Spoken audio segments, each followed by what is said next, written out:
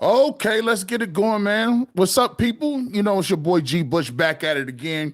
Another episode of the Barbershop Thursdays edition. I want to shout out all the people that's joining me right now, wherever you are, whether you're in South America, whether you're in Russia, whether you are in Europe, Australia, wherever you may be. We want to thank you for rocking with us. You could be anywhere in the world, but you're here with me, and I appreciate that. I stole that from Jay-Z, but it's all good. Got a great show for you guys coming up today. Great show as always coming up for you guys today. We will finally start to get into the Indianapolis Colts. We'll talk about what's so big for this game, why this is a big time game, and why I feel like I came out and said this is a must win game. A lot of people jumped on me for that. You know, a lot of people don't like throwing out the must win games and all that good stuff. But I do think this is a must win game. We'll talk about that as this show goes on. Really the big news jumping right off the bat. We'll get to that coming up is Deshaun Watson. Obviously, the breaking news happened during this week. During the Ultimate Cleveland Sports Show that Deshaun Watson was returning to practice. We will drill down in that, and I will ask you one of the questions. Should he play, or would you play him? I got a lot of mixed feelings on it. We'll come out where you guys are, or we'll come out and talk to you guys where you guys stand on it, and we'll do that coming up here in a moment as well. First and foremost, want to shout out all of the Patreons. Shout out to them if you're there. Shout out to everybody who watches Ultimate Cleveland Sports Show. And you could definitely become a member on the Ultimate Cleveland Sports Show, and it's awesome. You get the overtime content, all that good stuff. Make sure you guys are hitting the like button. That's the best thing you can do for us to keep this content moving, especially over here at the barbershop, and we appreciate that. Coming up on the show, we'll talk about stopping the Colts running game. We're into the week. We're almost already to Friday, and when you got such a euphoric win against one of the best teams in the league, you kind of forget that you got to come back out here and do it all over again. Kind of forget that you got to nail the game in this next week. That's how great wins can be, especially when you do it in the fashion the Browns did it. But there is another challenge. There's another team coming, or we're going to their house, and we're going to need to stop them. They got a really good running game. Moss and Taylor are two guys that are going to lead that force on the ground. Obviously, Anthony Richardson's not going to play. We'll talk about that running game and what does that impact have on how the Browns go ahead and play it. And do you believe the Cleveland Browns can stop that running game too? We'll get your thoughts, and I'll tell you what I think coming up in that third segment. In the second segment, is this a trap game? And I know people are really happy and excited. I think the Browns got an elite defense. But if you do not have a Deshaun Watson in the game and you are going to go with a PJ Walker, and there could be some turnovers involved, is this a game that really puts us in the same position as the San Francisco 49ers a week ago?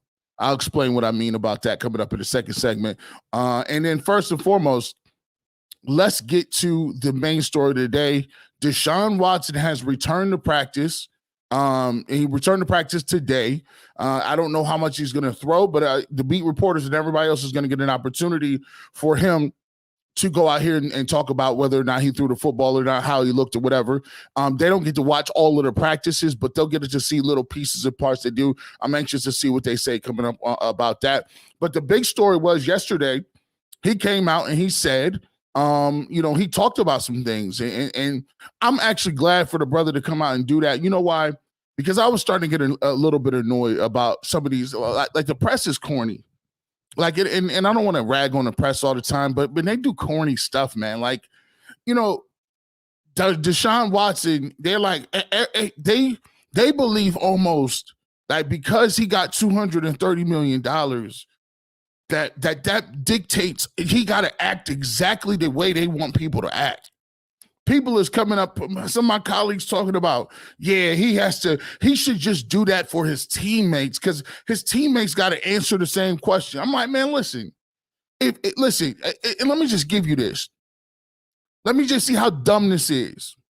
I work with a lot of people in the radio station, right? I work with a lot of people at Tegnet, WKYC. I work with a lot of people in a lot of different capacities. If one of my teammates is sick, they may have COVID, they may have some stuff going on with their family.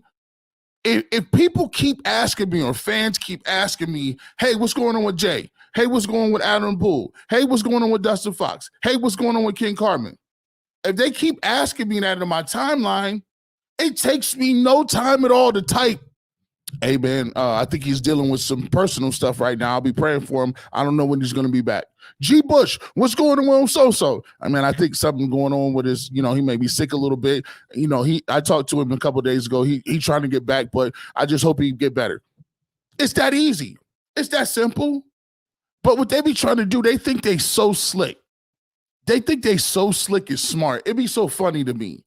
It don't be that you worried about their teammates answering questions. You don't care nothing about their teammates or what they go through for answering questions. You want the pound of flesh. You want to pound the table and say, what's going on with this and what's going on that? And why haven't you done this? And haven't you? Listen, for so long, we act like the media is the judge, jury, executioner.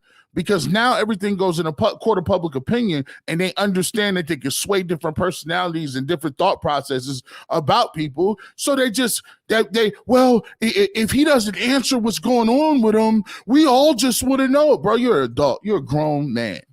There's too many grown men out here falling out in the street. Oh my gosh, I can't believe he doesn't say anything.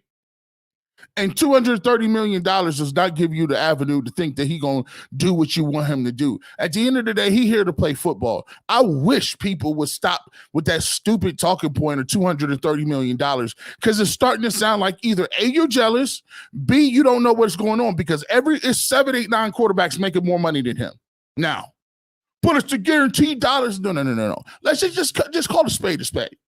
If you don't like Deshaun Watson, just come on and say, man, I don't like some of the stuff surrounding him. His game ain't really been hitting like that in the last couple of weeks. Just say it. Stop tiptoeing and putting it on there. I would respect you as a stand-up individual if you just say, you know what, he ain't my cup of tea. That's it. Long answer. And we'll get back to what we talk about right now.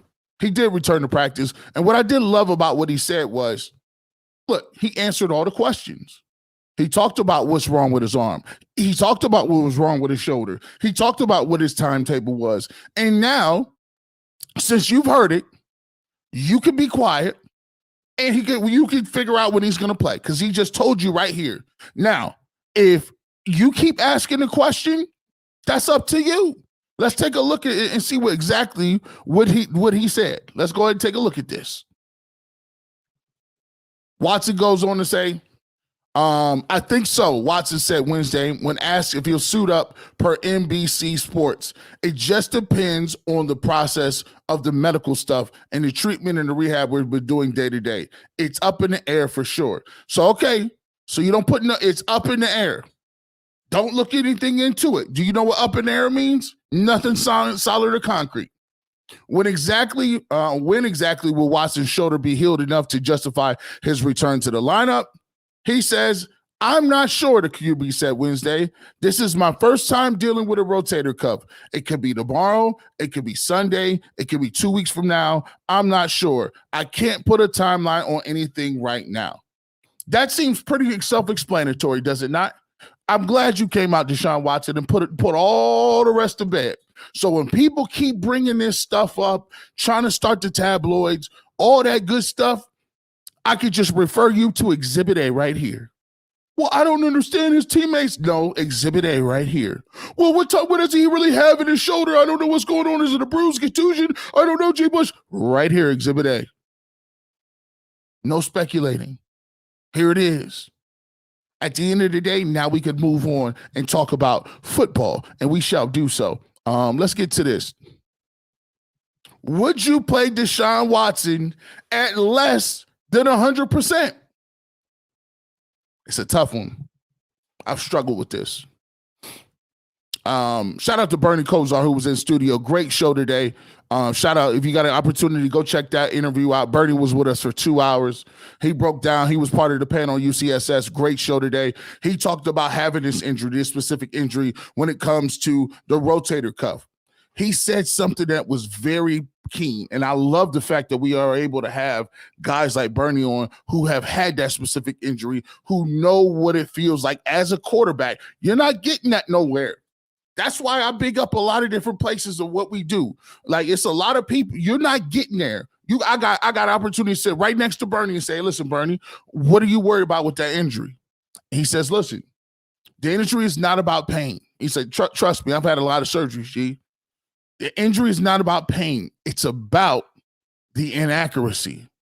He said the rotator cuff injury does not allow you to have the control that you want on the football, does not allow you to have the accuracy that you want. He said 10 to 15 passes that he would throw a game would be errant. He even came down, which was a crazy point. He said, I came back earlier this season, right? And it was like week 15, I came back. And I might be paraphrasing, go check the interview out. But he said, I was able to play 2 really good games, the last 2 games of the season. One of them was against the Houston Oilers to win the division. Then he goes on to say, we went on to play, I believe in that series, he talked about playing the Buffalo Bills, right? He says, in that game against the Buffalo Bills, I kind of tweaked it again. And he said, going to the AFC Championship game, I sailed 3 or 4 passes that was wide open. And he said, I couldn't do nothing about it. I was shot. I couldn't, at that point, I didn't have the control I want. I didn't have the accuracy. And he was like, there will be a hitching motion, which is an involuntary motion in my shoulder that would cause me to sail the ball, underthrow the ball. And there was nothing I could do about it because those injuries just take time to heal. So from my perspective, I'm looking at it what Bernie is saying. And I said, well, is there a chance or an opportunity that you can re-injure that based on a non-contact throw? Or is it more dangerous to have a hit and getting drove into the ground and hurting it? He said, well, if you come back too soon, it's definitely something that could happen in terms of a micro tear, which Deshaun Watson has, that he could possibly tear that even more with a non-contact throw. Now, for me, the scary thing for me is not the hits, right? He's going to have to be smart. Obviously, Kevin Stefanski can't be running the ball with him. Obviously, if he's going to be scrambling, he's going to need to be either sliding or getting out of bounds, either or. But my thing is, if you bring him back too early, the adrenaline gets to running, he drops back. It's a 3rd and 15, and he goes to pull that shoulder back and try to drive the ball downfield, or some of the deep comebacks, or some of the deep outs, on some of the deep balls that he's going to throw, maybe trying to get a deep ball or a shot play, he could actually tear his rotator cuff because of the torque that he's putting on that arm. And so when Deshaun Watson also says, I didn't have it on the graphic, he says, I'm not sure if I'm going to be 100% all season. That's a little scary to me. It's a little scary to me because I understand what it is not to play 100% the rest of the season. To be truthful, once 2-a-days practice start, you're never at 100%. You're never at 100%. However, I'm more comfortable the closer I can get him to being 100%. If he doesn't have any pain throwing, it's just accuracy issues, we are now in a point where we're back to the Baker Mayfield situation. If he could deal with the pain, the unintended consequences of playing him are errant throws, not being accurate, not being able to get anything on the ball, missing open receivers, turnovers because of ball security. And those things could cost the team in the long run. So there's a really big question here.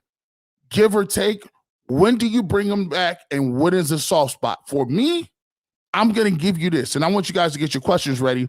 Go ahead and put them in the comment section. We're coming right to you. We want to get your thoughts.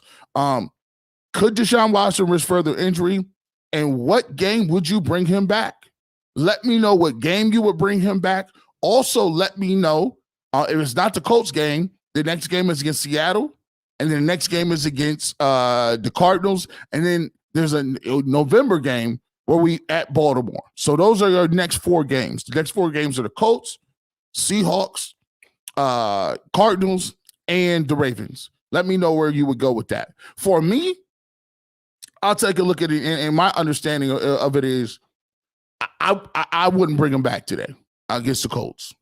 I just wouldn't. To me, I think it's a game that you can sneak and win. I think it's a game that if your defense plays well and P.J. Walker doesn't turn the football over, I think the Colts are one-dimensional. We'll talk about what the defense is going to be able to do to them coming up in the next round, in the next break. But I think this is a game you can win without Deshaun Watson, and you could possibly steal another week.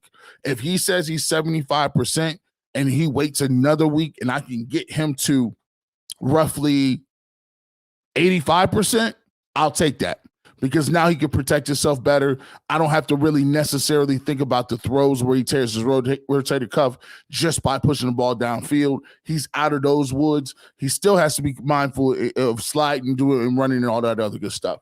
So that's where I stand with it. What is your thoughts? What do you say? We're going to get to your comments. When do you bring Deshaun Watson back? I say at the earliest is next week. To be honest with you, if they wanted to be super conservative, I wouldn't have a problem if they said, "Listen, we're gonna ride you out. You're not gonna play against the Colts. You're not gonna play against the Seahawks. You're not gonna play against the Cardinals. That's a home game. We feel we can win that game, and we'll bring you back against the Ravens."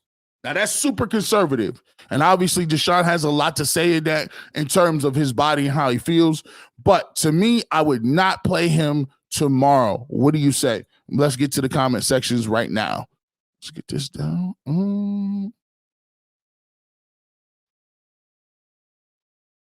Okay, here we go. First calls. I'm all in. What's the name mode? I'm all in. What's the name mode? G. Bush blew through a red light in front of me last month. Hey man, no dry snitching. That's alleged. You got listen. Screaming Herb. You got to say allegedly. You got to say allegedly.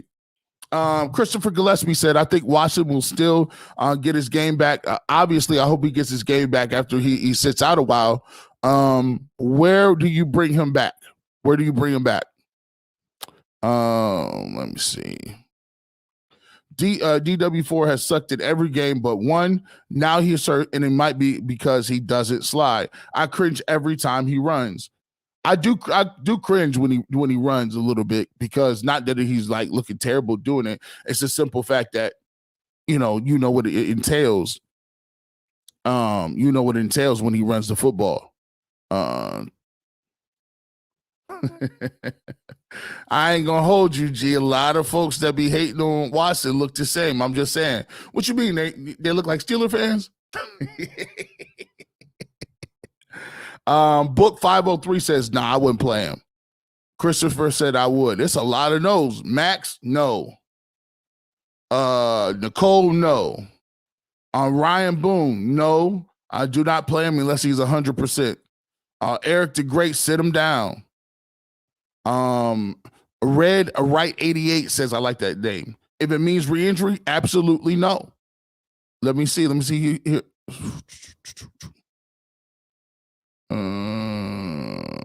Kool-Aid Mafia in the building. What up, Ray Smith? D4 practice, DW4 practice. He doesn't want to miss out on that shine. Hey, there's a part of that though, Ray. I ain't gonna hold you. There's a part of that when you out here and your team get a win like that, bro, that's infectious. Listen, I had a lot of surgeries and I done set out whole calendar years. I missed my whole entire redshirt sophomore year. I missed my probably 90% of my redshirt senior year due to injuries.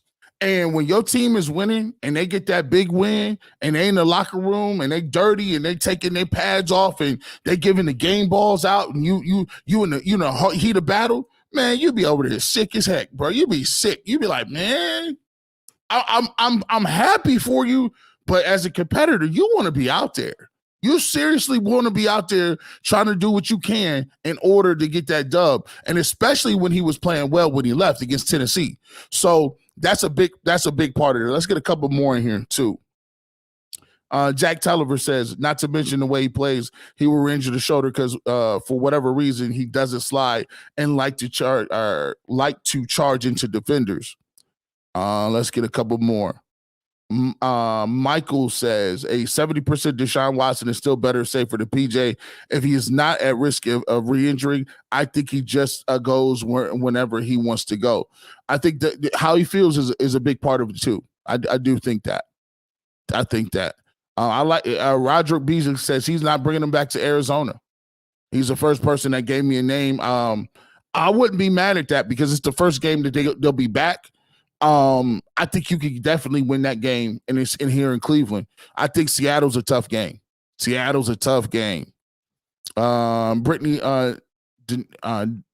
Denier. I would wait until the Seahawks. That gives them another week or so. Bobo, if he's healthy, this is a great game to come back for. Let's get one more in. Justin Levy, I'm playing it by ear. If he can make it through the practice, throwing deep, wake up the next morning normal, whenever that is, then I'm playing him. Fair enough. True indeed. Fair enough. Let's get to our first break of the day. When we come back, we're going to talk about trap games. We just caught somebody slipping. Is there a chance that the Colts could catch us slipping? We'll talk about it coming up. It's G. Bush on the UCSS YouTube channel.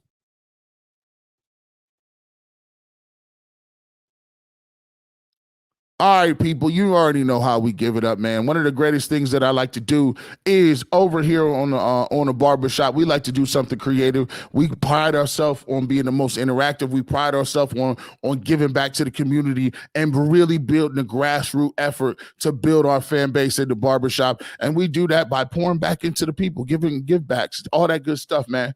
And so this is a list. We already had one list. We've already given away a lot of different stuff. And this is a list of the guys and the people that are winners. This is not like the Monopoly pieces, guys. We got real winners here. We give out real stuff here, and we do it in a hurry. You ain't got to wait till next week, 25 days to get your stuff. We put this in, we send it to you, and we give you a tracking number for all your gear and everything. And we just do it up a great way. I want to say, shout out my team over here at the barbershop and over at Bushline Beauty. They do a great job of getting this stuff out to people. Let's run through the list of winners so far, and I want to thank these guys for their support. Nathan Solomon, Brett Schmote, Jarrell Jack, Kelly Meyer, Marshall McAlfee, Reese Holt, Chris Brown, Patrick White, Malik Sidner, Iverson Ferrero, John Pendleton, Jason McClanahan, and Jay Farnsworth. We do a lot of business. We send stuff everywhere, and we even send it to Australia. Shout out to my man Jay Farnsworth. Your stuff is on the way. We ship everywhere. We ship great. We do good business. Make sure you check out any of our merchandise at bushlinebeauty.com/barbershop. And today and every day, if you got your first order in, you get 15% off your total order, and it's all courtesy of G. Bush and the barbershop.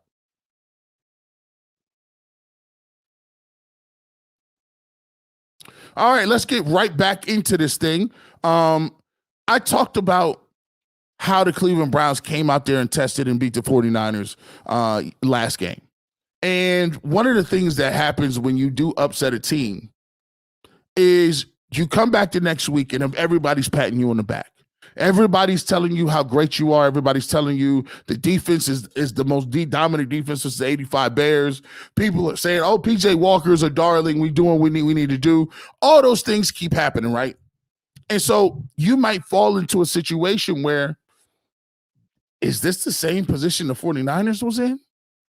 A lot of people said, G. Bush, you can't call out this is a must-win game. And I said, why can't I? And I think a lot of people have not been winners enough. And a lot of people start to buy into, here's the thing. When we all lose so much, it starts to be an echo chamber where somebody says it so many times that you naturally have to go along because it's confirmation bias. You start to look around and you say, well, my favorite talk show host says it on the radio. Then you go to national media says it, right? Then it goes to, well, listen, I'm hearing people, the opposite fans, Steeler fans, Ravens fans saying. So pretty soon you start to just naturally go along with certain things. And one of those things is when I talk about must wins, and there's a difference between what I'm doing right now here, talking to you guys as a media person, and what I'm doing when you talk about your experience as a player. And I think it's important sometimes you highlight the difference so you can see the mentality that's different. When I say there's a must-win game, people should embrace that. The fact that people say, no, it's not a must-win game unless your season's on the line. It's not a must-win game unless this is the last game of the year. If you lose, you go home. See, you got the wrong mentality. If you treat games in the regular season with teams that are inferior to you that you should beat, when you treat those games as must-win, then you can build up that faith, that confidence, and that mindset that when you are in that must-win situation, you know what it feels like. See, it happened with the Cavs last year. The Cavs, every good team that they played, it was an excuse. Oh, well, we're young. Evan Mobley hasn't taken a step yet. Donovan Mitchell is his only first year here. Jared Allen and Mobley, those guys need to gel together. Darius Garland needs to learn how to play and share the ball and all this other stuff, right? And you never put your foot down. You never had no expectations, and you never held people's foot to the fire and say, listen, we need to learn that stuff today, now. We need to have that fierce urgency of today so that tomorrow, when we in that situation, we don't fold like cheap Christmas trees. We don't fold like a tent like the Cavs did fold. It's all a process. And so when people tell you, oh, there's no such thing as a must-win game, that's not what I'm talking about. Literally, I'm talking about a must-win is a mentality. And so when you just beat the San Francisco 49ers, the hope is that you not only show good teams what they in for, you put bad teams away and show they never had a shot. That's the correlation. And one of the things that could happen to a lesser coach team is they could come out here and not play with the same level of intensity. And I told this to see, I've been putting this is a series of things I've been talking about. If you go back and watch my last blogs, it all matches, it all comes into the thing. It all rolls into one another. Last week, I told you that when it's about the mentality, not the skill set. So when you got the Cleveland Browns, the only way they could get it upset, the only way this is a trap game, and the only way you can get trapped into anything is if you don't bring the same level of intensity. See, if you bring maximum intensity, nastiness on a consistent basis, that other team may make plays. That other team may score some touchdowns. Hey, they get paid too. But one thing that you don't have to worry about is lapses. See, your talent will take over eventually. You might be a close game in the first half, 10-10, but if you play with that same intensity, that same moving to the ball, swarming to the ball, and when you get there, you got an attitude, you're in the long run, Myles Garrett talent takes over. Denzel Warren's talent takes over. Dalvin Tomlinson's size and strength take over in that third or fourth quarter. And that's where you don't have people who have trap games.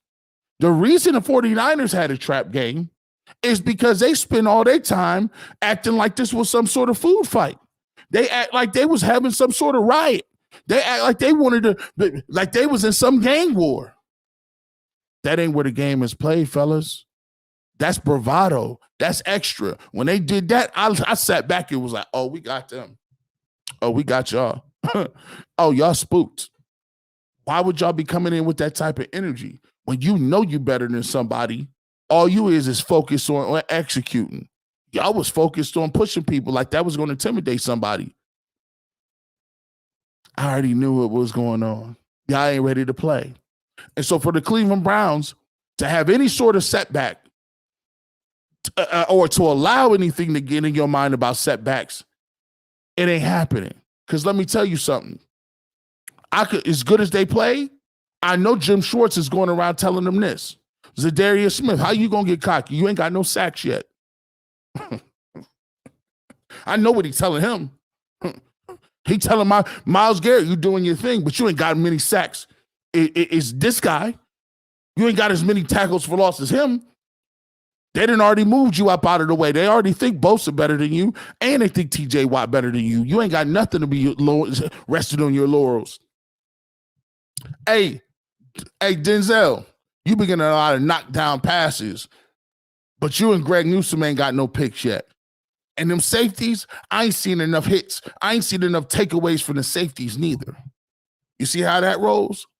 As good as they've been, Jim Schwartz is in their ear, still talking about them, still telling them, still pushing them to be great. And you know what he says? I don't care what y'all to get in San Francisco. I still got a nasty taste in my mouth when Lamar Jackson came in our stadium and did to us.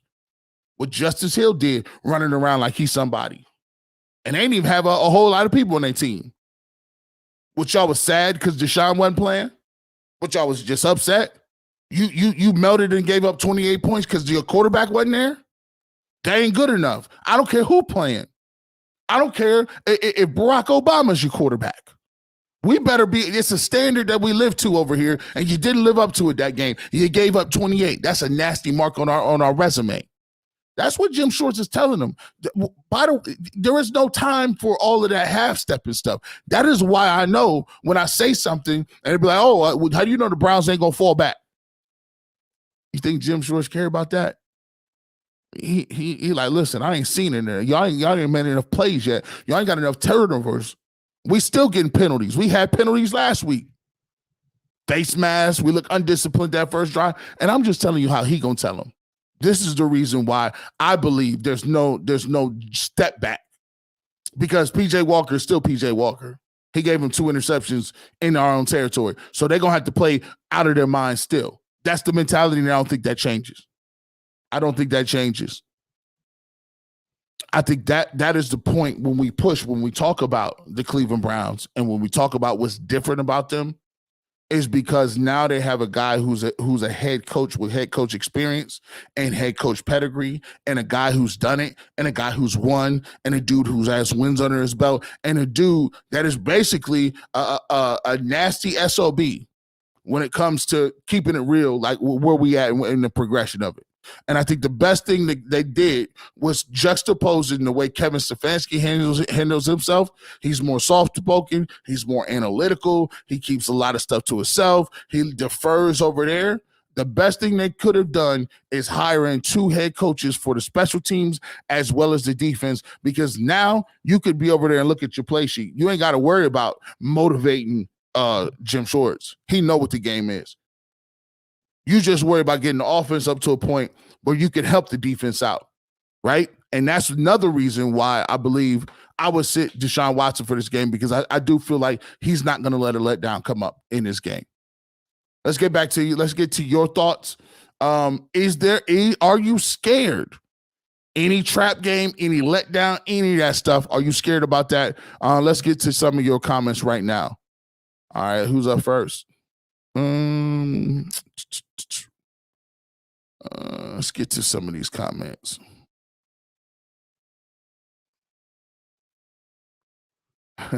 Need some of that blue raspberry Kool-Aid, G. Bush. Let's go. Let's see. Still talk about Deshaun Watson. Let me see if I can find a couple of these on the defense. Give me a second. Let me see. Let me see. There's so many. Tim Hart says, disciplined football against the Colts. They're going to bring it, and they're going to try to do what the Browns did last week and make it dirty. They're going to come out there, and they are going to make it. They are going to do some things that are going to slow this game down. The problem is the game is on turf, and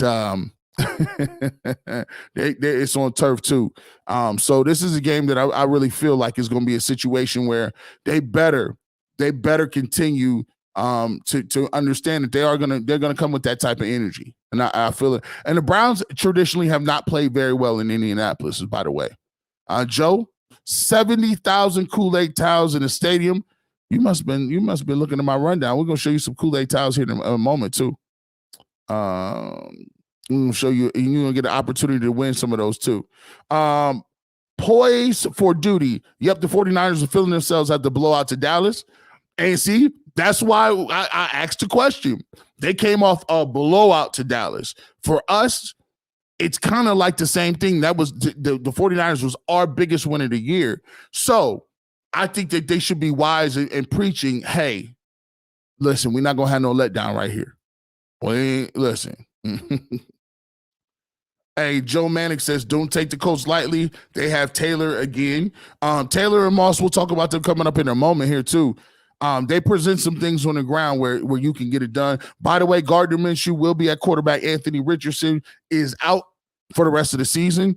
I'll tell you what, I would rather have Anthony Richardson than Gardner Minshew. I would rather be playing Anthony Richardson, and I'll tell you why.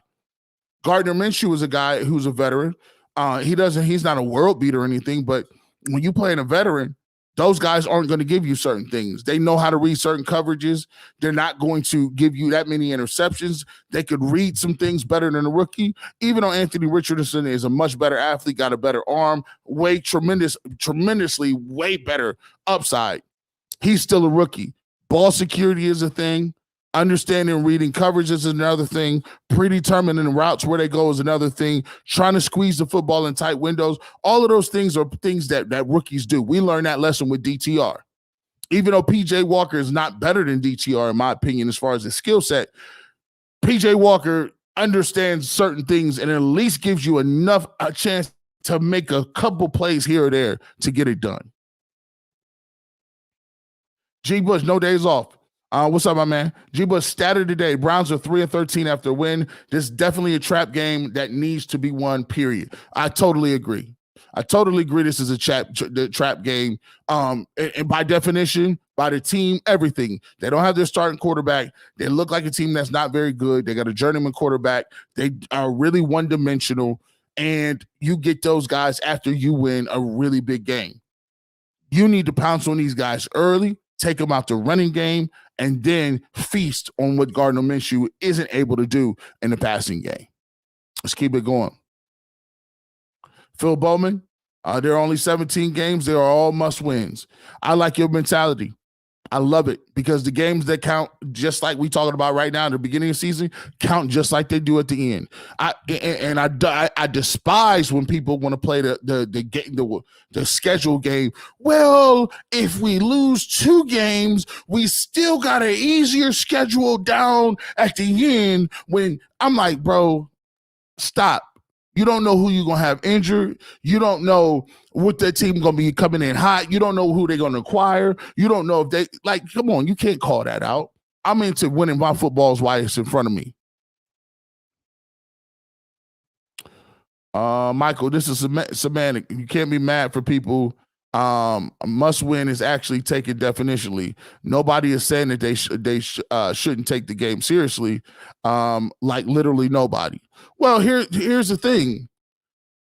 That's why I was explaining, Michael, that it's a difference between what I do here and what people that play the game think and say in the locker room. Like when people think and say that in the locker room, it's a different mentality from what we talking about. Of course, I could prognosticate and say, well, it ain't that big of a deal. But that's me sitting here that ain't putting no time, energy, and effort into what they're doing, putting their body on the line and understanding how to seize the moment.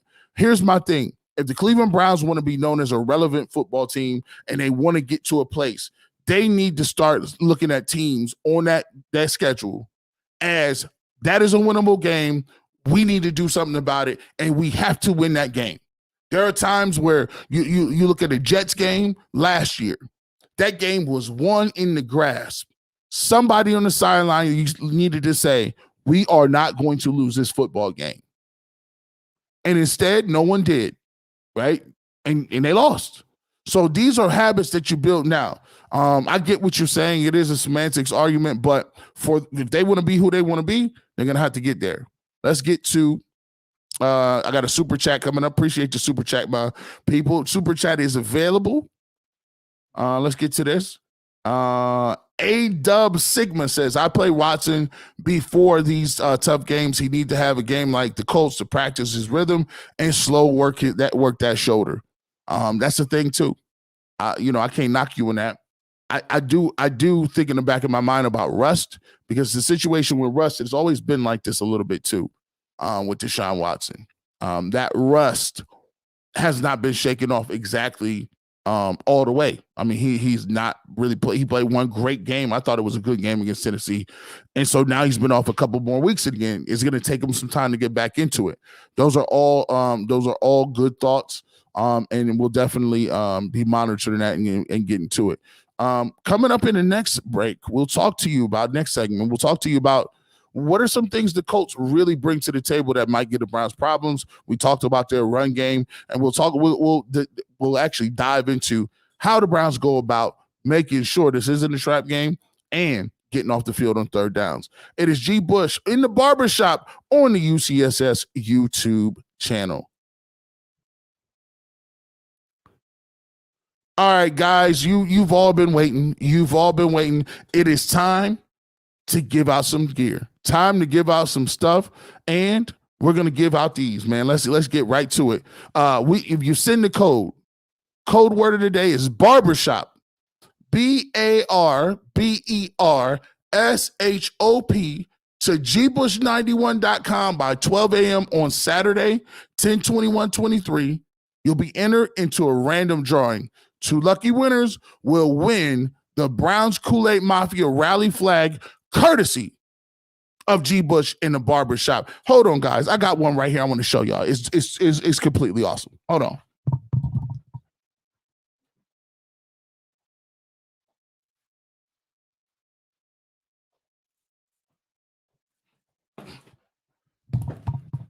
So you might have seen it on Ultimate Cleveland Sports Show. You might have seen it on Ultimate Cleveland Sports Show. These are available right now, or you can purchase them at www.bushlinebeauty.com/barbershop.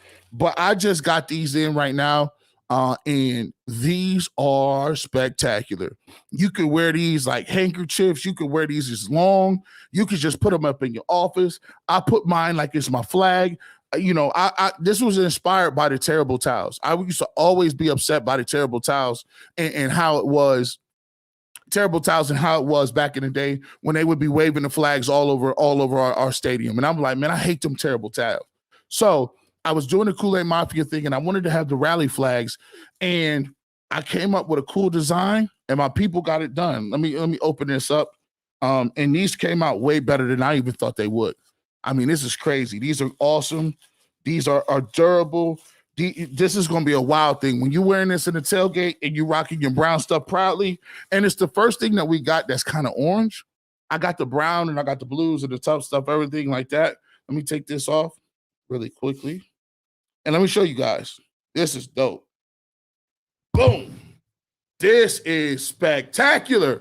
I love these, man. Check these out, man. This is the rally flag. You could. This is great. It's vibrant. The colors pop. Look at that, man. It's very long. Got the barbershop logo at the bottom right-hand corner. You could wave these at the game.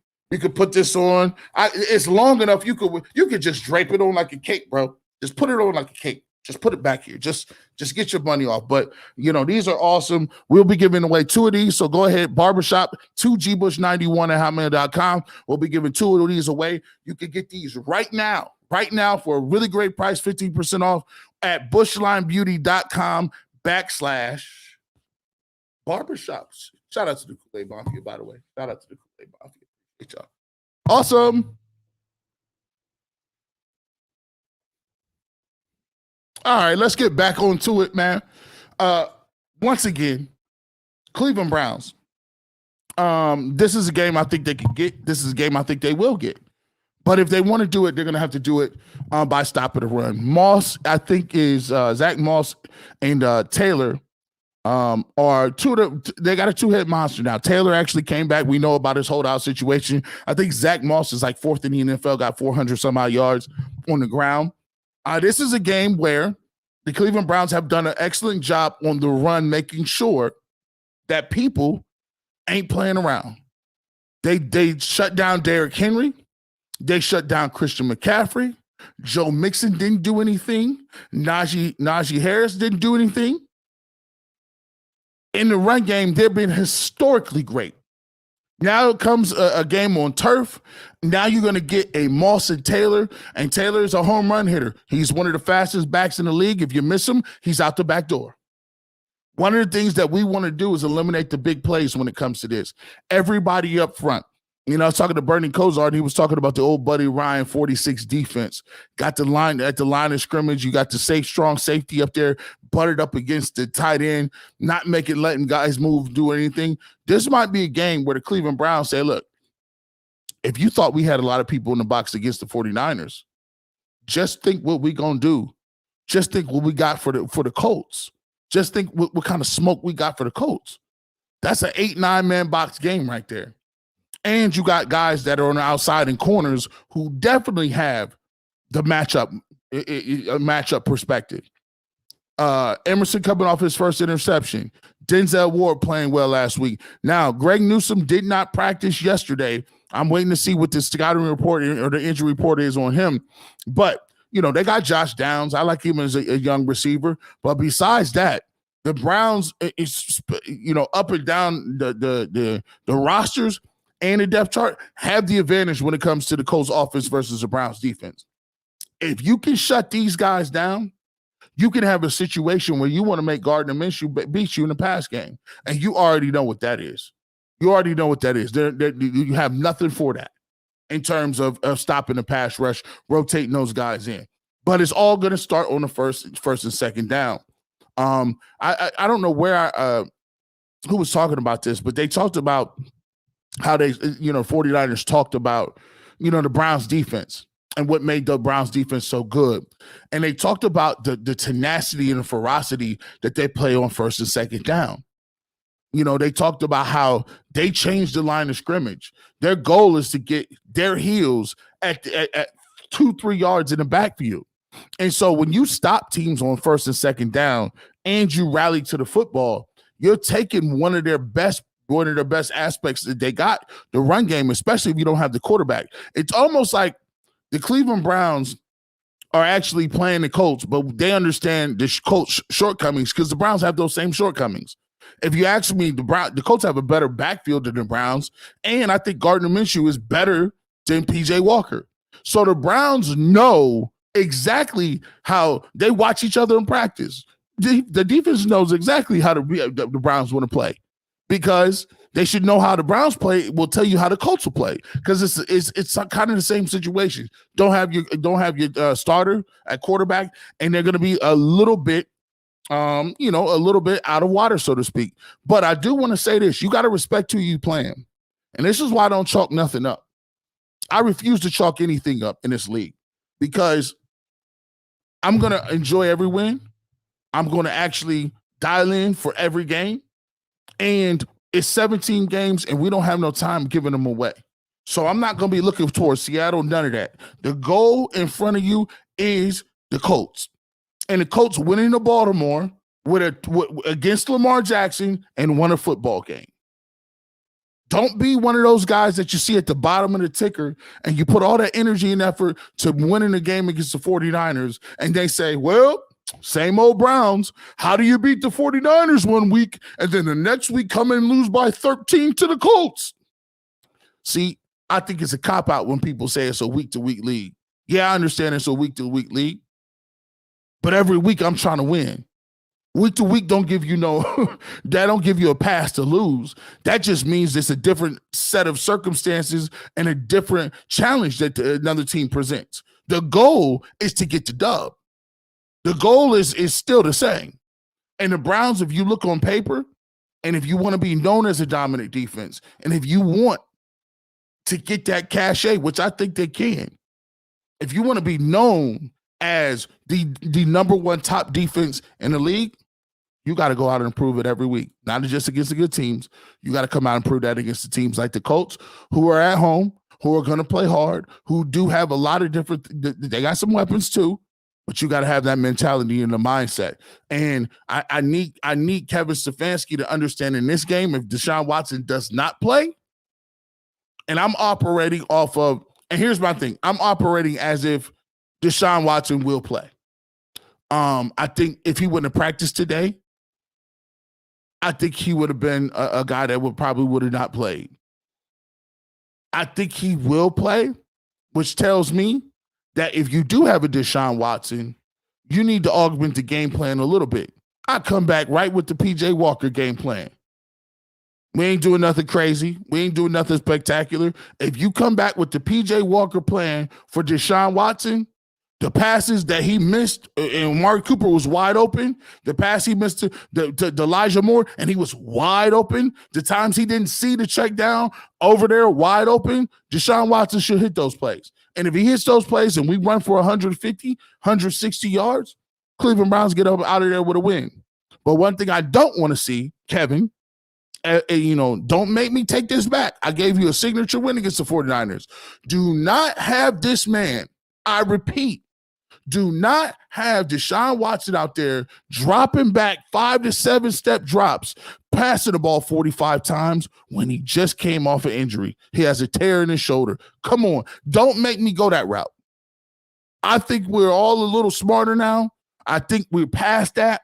But do not relapse on that playbook. Please don't do it. Because I seen you do it with Baker.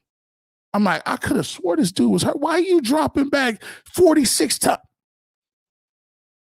If he plays complimentary football, that means we're going to keep the ball away from you. And we're going to use our assault on defense to stop what you do best. Cleveland Browns will come out of there with a win. Hopefully no injuries. Let's get to your comments as well. Let's get to your comments. One more segment. Let's get to some question and answers. 478 people in here so far. Thank you guys for rocking and roll with me. Hit the like button for me. And you ain't got a super chat sometimes. If you ain't got membership money, I understand how it go. One thing that is free, one thing that I appreciate, and one thing that really propels us better and bigger than anything we do is you guys actually hitting that like button, putting comments in the comment section, having good discourse, because that really helps our videos out. We want to thank you guys for doing that. Let's get back to comments, man. Let's see. Let's get to, we had a super chat here. We'll make sure we get all our super chats in here. Chris, thank you so much for the super chat. Why does Stefanski even do press conferences? He gives no info, real boring to watch. Love your show and UCSS. Thank you. I think the reason they do press conferences is because, like in the words of Marshawn Lynch, because he doesn't want to get fined. He don't want to get fined. I think all coaches and quarterbacks, they are per league, I guess, rules and the collective bargaining agreement, they have to speak. So they go up there and do as little as possible to give you anything. Raw Dogs, I can't wait to support my hoodie, man. I appreciate you, man.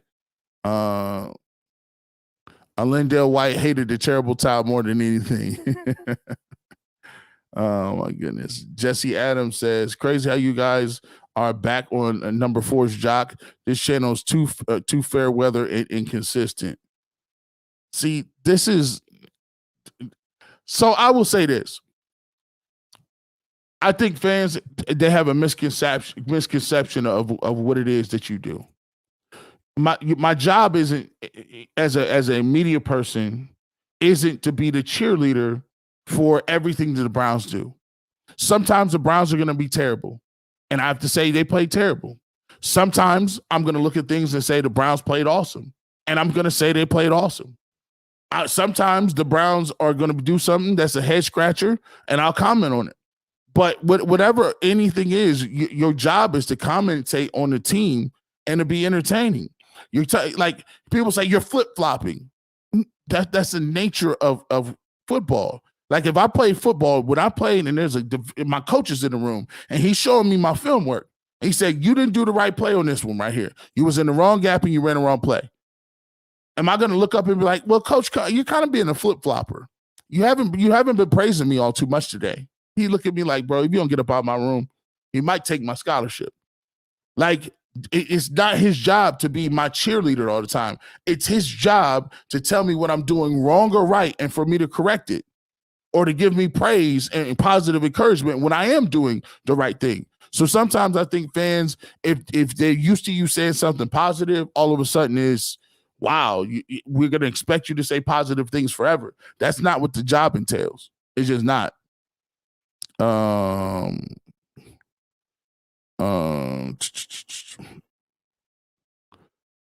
Let's get to a couple more. Phil Bowman, it takes stones to make calls and take criticism for them. Any idiot can talk crap. Listen, I mean, everything, and here's what I say. there's one thing that can't nobody say to me. And there's one thing I take pride in. I get to all 22 tape and I watch all 22 every week.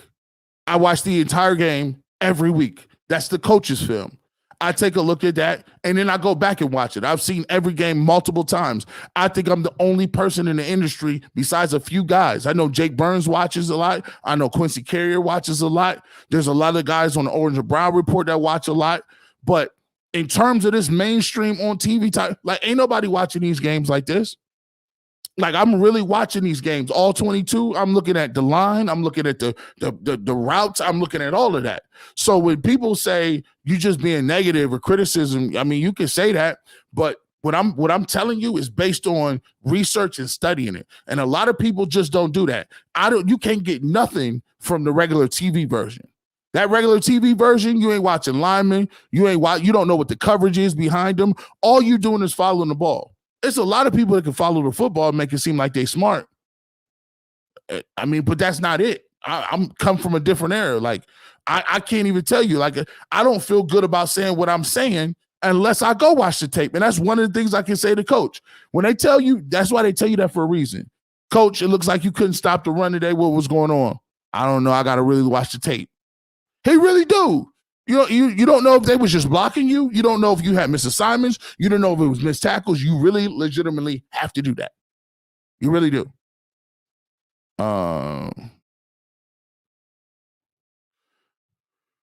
Pee-wee's burnt pizza. NFL math doesn't work like that. Just because your boy have major success against one team necessarily mean the same for another.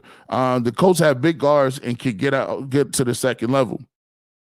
Hey, it doesn't, yeah, of course you got to go out and play. Just because you beat the 49ers don't mean you gonna beat the Colts. That ain't got nothing to do with it. What I am saying is there's some things that is translatable in your game. To me, the translatable thing is, are you gonna play with that same hunger and intensity? Usually the best team with the best people win. What changes is your motor, your mentality. Did you have the right game plan? All those things go into making sure that you got the right game plan to winning football games in the league. Let's get to this last one.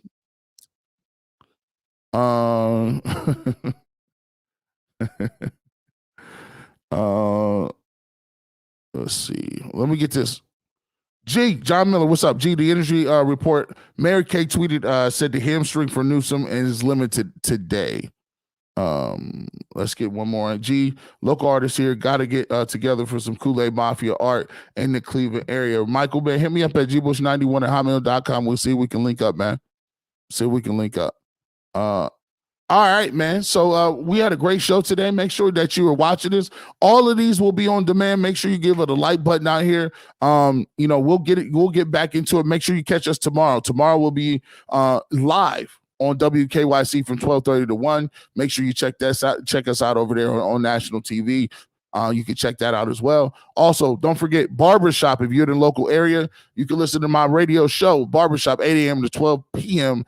Every single Saturday. We'll be talking to some great people, getting you ready to go Saturday morning. Penn State, Ohio State. We'll be talking a little bit about that. We'll definitely get some of your beat reporters and the calls from Cleveland getting ready for this game coming up here against the Colts as well. And for everybody else, if you can't listen on the radio, check me out on the Odyssey app. You can download the Odyssey app. Remind my show 24 hours, up to 24 hours in doing that. And also make sure you get the merch at bushlinebeauty.com/barbershop. Get 15% off your first order today. With that being said, you never know where G Bush is going to be at. You know where you can find me? Always listen for the Clippers. Peace.